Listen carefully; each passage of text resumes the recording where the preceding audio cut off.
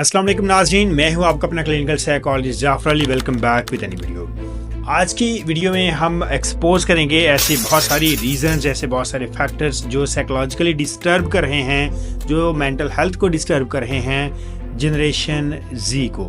जी, आज की video dedicate कर रहे हैं हम जनरेशन जी को, उनकी मेंटल हेल्थ को बेहतर करने के लिए, ताकि एक अंडरस्टैंडिंग डेवलप हो कैसे कौन से फैक्टर्स हैं जो इनको साइकोलॉजिकली बहुत डिस्टर्ब कर रहे हैं। जनरेशन जी वो लोग हैं जो पैदा हुए 1997 से लेकर 2012 तक, यानी इस वक्त जो उनकी एज बनती है वो 13 साल से लेकर 28 साल बनती है।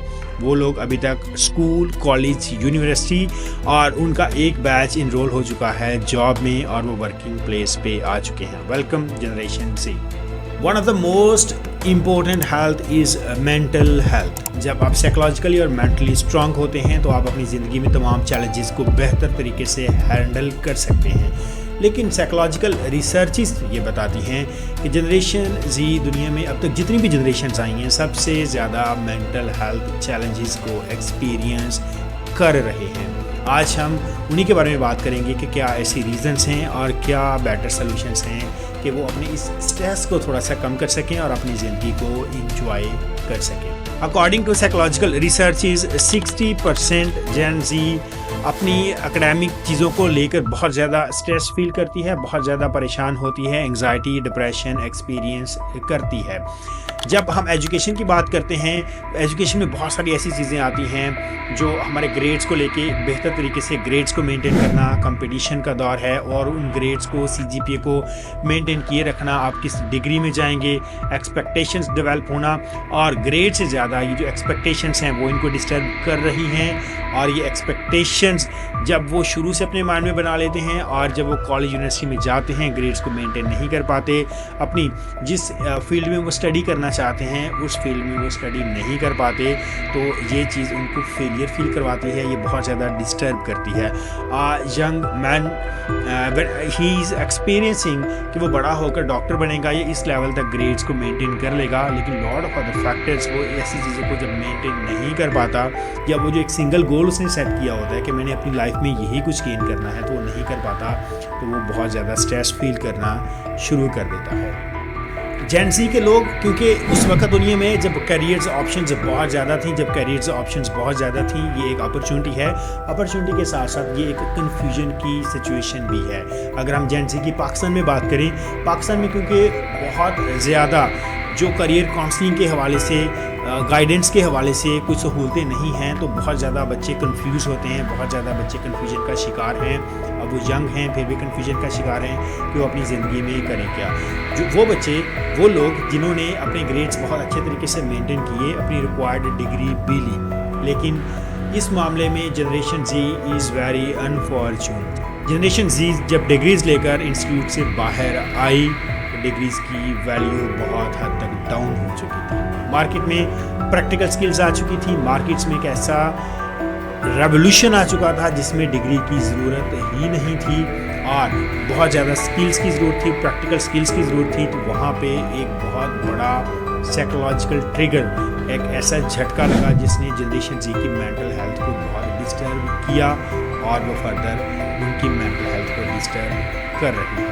It is very important for generation Z and generation alpha कि आप अपनी लाइफ में अपने करियर को बहुत अच्छे तरीके से चूज़ करें और आप एक सक्सेसफुल करियर के लिए rather than taking a lot of stress, take a better voice.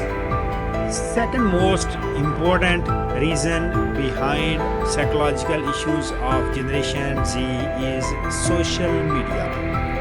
Social media is a blessing, but social media also creating a lot of stress in Generation Z. जब आप इसको utilise कर रहे हैं for recreation, जब आप इसको utilise कर रहे हैं for earning money in a better way, you are improving your lives, you are making your lives.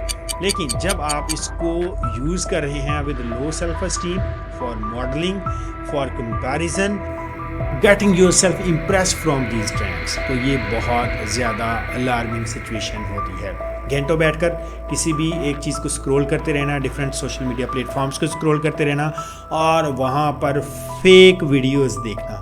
Fake video का मतलब ये है सोशल मीडिया पर having a lot of filters. Social media हमारी साइकोलॉजी के साथ बहुत अच्छे तरीके से खेलता है। हम सोशल मीडिया के ऊपर कोई एक फ़ोटो देखते हैं, वो हमें बहुत अच्छी लगती है, हमारा डोपामिन रश करता है, हम उसके जैसा बनना चाहते हैं। लेकिन हमें ये भी पता है कि इस फ़ोटो के पीछे बहुत ज़्यादा फ़िल्टर्स और एडिटिंग्स हैं, लेकिन वो हमें बहुत ज़्यादा डिस्टर्ब कर रही है कि हम having a lot of filters, having a lot of editings, हम ऐसे क्यों नहीं बन पा रहे। यू आर नॉट अगली, you are not well skilled in managing and editing photos. It's very simple. एक और जो फैक्टर आता है वो ये आता है कि सोशल मीडिया पर जब बहुत ज़्यादा जनरेशन जी ने देखा कि किस तरह उनके इर्द गिर्द लोगों ने फैमिली व्लॉगिंग से फेक वीडियोस बनाकर अपनी लाइफस्टाइल को बहुत लग्जरी दिखाकर और एक इस तरह की पोर्ट्रे किया जो कि टोटली फेक था, उनकी लाइफ उस तरह से थी नहीं। लेकिन और इन्होंने उसके साथ कंपैरिजन बनाना शुरू कर दिया, तो इसने उनका सेल्फ एस्टीम डाउन करना शुरू कर दिया। सोशल मीडिया पर मेजॉरिटी ऑफ जो व्लॉगिंग हो रही होती है, जो लाइफस्टाइल होता है, it is just making a movie. जैसे हम मूवीज़ देखते हैं, फिल्में देखते हैं, उसमें कुछ रियलिटी नहीं होती, सिर्फ एक स्टोरी चल रही होती है। जितना उसमें पोर्ट्रे किया जाता है, एक्शन थ्रिलर होता है, वो सारे का सारा फेक होता है, just to create a better content, just to engagement of audience. बहुत ज़्यादा ऐसी ट्रिक्स इस्तेमाल की जाती हैं, बहुत ज़्यादा ऐसा शो ऑफ किया जाता है, जो कि एक्चुअल में बहुत सारे यूट्यूबर्स और social media influencer actual real life में नहीं होते। लेकिन ये एक फॉल्स कंपैरिजन है जो बहुत ज़्यादा डिस्टर्बेंस क्रिएट करता है, और उसने डिस्टर्बेंस क्रिएट की है जनरेशन जी में। तीसरी बड़ी वजह जो जनरेशन जी में मेंटल हेल्थ डिस्टर्बेंस की आती है, that is economic instability. Finance को लेकर हर बंदा रिच होना चाहता है और फाइनेंस को लेकर हर बंदा सीरियस होना चाहता है। Every young person want to become a millionaire. लेकिन पाकिस्तान जैसी सोसाइटी में क्या होता है, जहाँ पर जॉब क्राइसिस हैं, फाइनेंशियल क्राइसिस हैं, पॉवर्टी बहुत ज़्यादा है, it is very difficult to maintain a better life. और कभी कभार पेरेंट्स के लिए ये बहुत मुश्किल हो जाता है कि वो एक ही वक्त में अपने बच्चों को बेहतर खिला सकें, बेहतर पहनने को दे सकें और बेहतर तरीके से घर चला सकें। Having a lot of loads of different kinds of utility bills. Generation Z ने देखा है कि उनके पेरेंट्स बहुत ज़्यादा कर्ज़ों के नीचे हैं, वो बहुत स्ट्रेस का शिकार हैं, और जनरेशन जी को जो पेरेंट्स मिले हैं वो एक ही वक्त में बहुत ज़्यादा वर्क बर्डन के साथ हैं to improve better life for their kids. जब अपने पेरेंट्स को देखते हैं कि वो डबल जॉब करते हैं, डबल शिफ्ट करते हैं, एक्सेसिव स्ट्रेस लेते हैं उनकी ज़िंदगी को बेहतर बनाने में, तो वहाँ से एक बहुत ज़्यादा फाइनेंशियल प्रेशर डेवलप हुआ। और जनरेशन जी ने ये सीखा, it is very costly in life to take any responsibility, specially regarding kids and family. Generation Z की मेंटल हेल्थ बहुत ज़्यादा इससे भी डिस्टर्ब हुई कि वो अब फैमिली को ओन करने या बच्चों को लेने के हवाले से फ्राइटेंड हो गए हैं, just due to economical instability. Next reason is lack of emotional support. Digital दुनिया में जब हम देखते हैं तो एक ही वक्त में हमारी फ्रेंड लिस्ट में हज़ारों लोग होते हैं और हमारे इर्द गिर्द एक बहुत बड़ा हजूम होता है, लेकिन जैसे ही स्क्रीन ऑफ होती है तो हम बिल्कुल अकेले होते हैं, हमारे इर्द गिर्द कुछ भी नहीं होता। हमें लगता है, ख़ासकर जनरेशन जी को ये लगता है और अनकॉन्शियसली उन्होंने एक्सेप्ट कर लिया है कि जब मोबाइल स्क्रीन ऑफ होती है, सोशल मीडिया से हम ऑफ होते हैं तो हमारे इर्द गिर्द कोई नहीं होता, और ये डीप लेवल पर उनमें एक लोनलीनेस क्रिएट करती है जो उनकी मेंटल हेल्थ को डिस्टर्ब करती है। जनरेशन जी अपना मोस्ट ऑफ टाइम ये सोर्स ऑफ एंटरटेनमेंट अपना वो गुजारती है, वो सोशल मीडिया पे गुजारती है, डिजिटल वर्ल्ड में गुजारती है, लोगों से कम्युनिकेट चैट करती है। बहुत कम हद तक फिजिकल फ्रेंड्स उनके रह गए हैं, उनकी गैदरिंग्स रह गई हैं, और वो बाहर मिल निकलना उनके लिए बहुत कम रह गया है। इसमें कोई शक नहीं है, ये न्यू ट्रेंड्स ऑफ वर्ड्स हैं, दुनिया ग्रेजुअली चेंज होती रहती है, एवोल्यूशन प्रोसेस से नए बिहेवियर्स आते रहते हैं, नए मोड्स आते रहते हैं कम्युनिकेशन करने के। But it is very important, it's very important to feel having someone special with you, जिससे फिजिकली आप कभी बैठ सकें, दिल की बात कर सकें, उसको सुना सकें, उसको सुन सकें, बेटर अंडरस्टैंडिंग डेवलप कर सकें, रादर देन आप एक मशीन से बातचीत कर रहे हैं, आप ह्यूमन से बातचीत करें। जब वो एक मशीन से आप बात करते हैं, इट्स अ डिजिटल गैजेट, और जब वो स्विच ऑफ होता है तो आपकी दुनिया खत्म हो जाती है। It is creating a dark loneliness in Generation Z life and disturbing mental health. It is very unfortunate for Generation Z. That's our next point. Global crisis.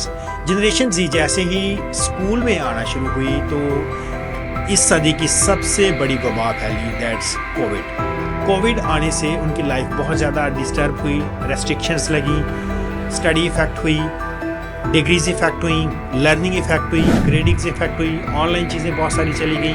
खासकर ऐसे कंट्रीज़ जो डिजिटली स्ट्रॉन्ग नहीं थे, जस्ट लाइक पाकिस्तान, वहाँ पर ये बहुत ज़्यादा क्राइसिस डेवलप होना शुरू हो गए, फाइनेंशियल क्राइसिस बहुत ज़्यादा हुए।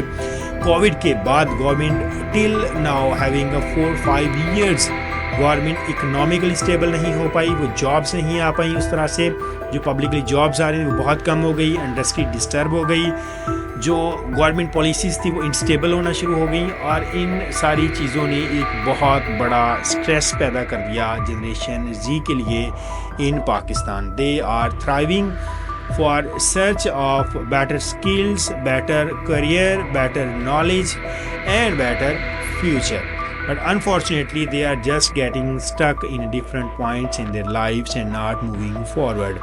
और ये सारी चीज़ें मिलकर उनकी लाइफ को बहुत डार्कर बना रही हैं। जितने रीजंस हमने अभी तक डिस्कस की, आई होप कि हमने एक डिफरेंट पर्सपेक्टिव से डिस्कस की कि किस तरह से ये सारी चीज़ें मिलकर जनरेशन जी को चैलेंजेस दे रही हैं। ये सिर्फ जनरेशन जी को नहीं बल्कि उससे पहले जो मिलेनियल्स हैं उनकी लाइफ में भी प्रॉब्लम्स क्रिएट कर रही हैं। अगर आप साइकोलॉजिकली बहुत ज़्यादा बर्नआउट फील करते हैं या बहुत ज़्यादा डिस्टर्ब फील करते हैं, just seek help from your any nearest competent clinical psychologist, जो आपकी लाइफ को बेहतर बना सके, जो आपकी लाइफ को इम्प्रूव कर सके, आप उससे डिस्कस कर सकें। अगर आप हमारे साथ डिस्कस करना चाहते हैं तो स्क्रीन पर दिए गए नंबर पर राब्ता करें, जस्ट गेट योर अपॉइंटमेंट, और आप अपनी ये जो इमोशनल स्टेट है जिसमें आप depression, anxiety and lot of other type of crisis you are facing, इन सब से बाहर निकलने के लिए just dial this number, get an appointment and get free from all these things. It's a request for you. If you like this video, must subscribe our channel and like this video.